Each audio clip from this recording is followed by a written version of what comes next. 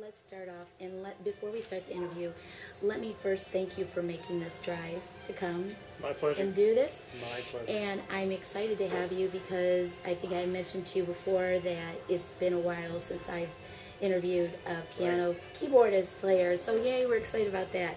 So let me introduce to everybody. This is Scott Allman. And now let me ask you, are you a keyboardist or a piano player or both?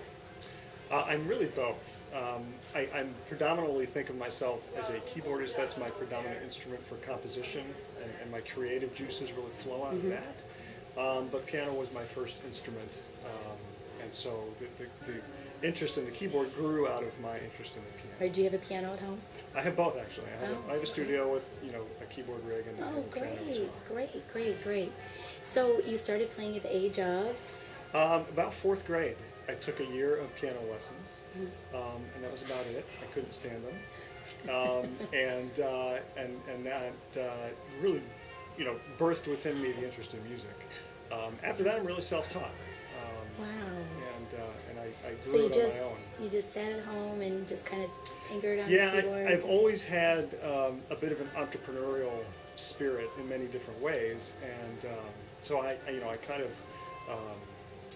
Wrongly or not, figured why should I sit here and play music that somebody else has written if I can kind of tinker and make up my own stuff.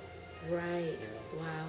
Okay, so now you have, so you played during your teens and your adult life, and so now what, at this stage of your life, why have you decided to take this on to a higher level? It's a great question. I've wanted to pursue music in some form for a long time. And you're right, high school, college, I was engaged in keyboards and played with different, fun bands and things like that. But the timing just wasn't right, and you never know really how the cogs are all going to come together in the wheel to make things work. But over the past, 18 to 24 months, things have really come together. My music has gelled in a way that it really had not gelled before, and the right doors began to open for me to pursue it in a little more earnest way. Wow. So it must mean it's time then, right? I think it's time. I hope it's time. We'll see. We'll see what the judges say, so to speak. So in a world with so many musicians out there, how would you best describe your sound? My sound it's always evolving, has been and will continue to do. I think at this point, what I'm really interested in is a kind of a Midwest sound is the way I like to think of it. It's very melodic, certainly has a jazz influence, but what might be different from, say, an LA brand or more of an East Coast brand, I'm a Midwest person, and so we live in places where there's a lot of openness and a little bit quieter lifestyle, and I think my music imbibes that a little bit. There's a lot of richness to the depth, I think, of what comes out, but there's a lot of melody too. Yeah. Well, absolutely. So I think that's really evolving. What I have heard so far, I mean, I told you it grabbed my attention, so I'm excited to hear the whole project. Well, I'm flattered. Yeah. So let's start talking about that, your upcoming CD. You have a title for it, yes? We do. The CD is titled Generations. Oh, okay. And now how did you come up with that, if I may ask? Well, it's a great word, I think, that has a lot of dual meaning. Generations, of course, all these works have been generated out of creative passion and a lot of influences that I have. But Generations also speaks to family, and I have a lot of sort of familial influences in my life that have helped me get to this point, certainly my parents and grandparents. So it sort of has that dual meaning of a creative process, a generator, if you will, as well as sort of the traditions that we all come from. Fabulous. So is this going to be classified as a smooth jazz CD? It is, as far as I am thinking, and my producer as well. That's certainly the audience that we're going for, and the audience that we hope will receive it.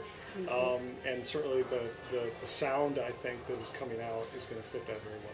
Great. And then do you know how many tracks will be on the CD? We have 10 tracks, which I'm really excited about. It took a lot of work to get to that point, but they all are very dynamic. They work really well together, and I'm really excited about it. Let's talk about the people that you've collaborated with for the CD.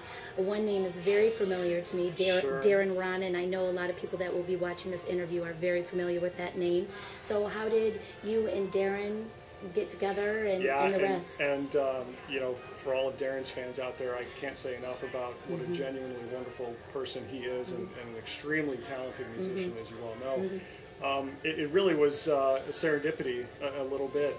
The production studio that we're working in Chicago for my project, Darren has also done some work in. And so my engineer knew of that. And I brought him a track that really had a saxophone part that I had written for it. And we were looking for the right person to kind of fill those shoes. And he said, well, you know, let's see if Darren's interested.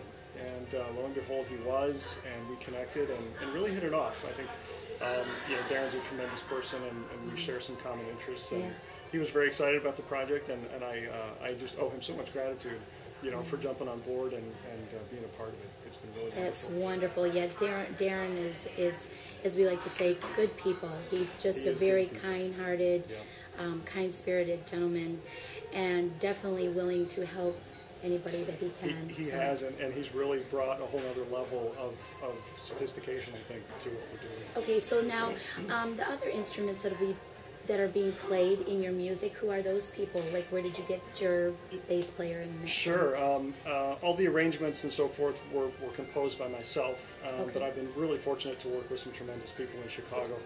My producer, who's also my drummer, is a gentleman named Daniel Thompson, a top-notch Chicago drummer. He's toured with Destiny's Child and some other folks, and has been a really great guiding force, you know, for the whole project.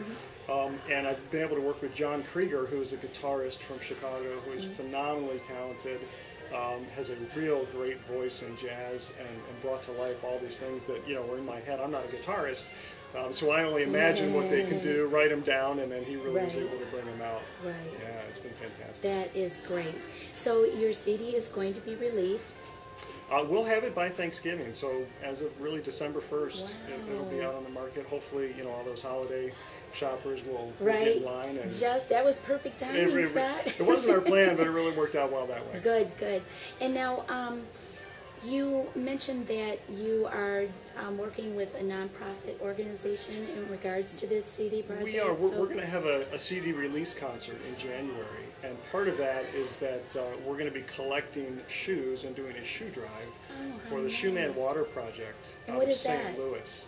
It's run by a gentleman named George Hutchings, who I had the privilege of meeting over the summer last year, and really believed in what they're doing is a wonderful thing. They're taking shoes, they're refurbishing them, selling them to parts of the world where kids don't have shoes. And then they take those proceeds and they build water treatment facilities in Africa for schools that don't have fresh water.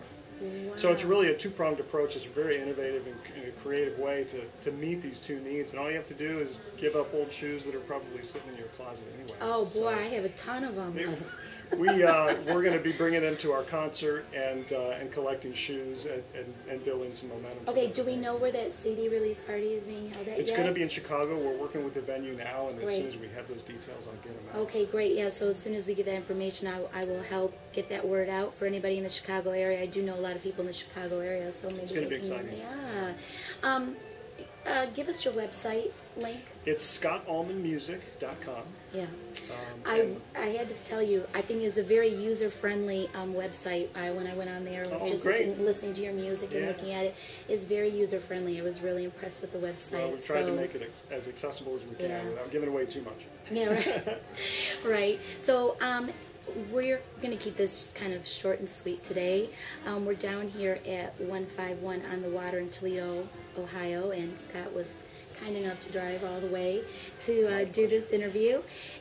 So check Scott out at his website, and I'm going to be helping Scott a little bit later on in the month with some of his music. So keep an eye on myself on Facebook and with Scott as well. And it was a pleasure to. Thank you so much.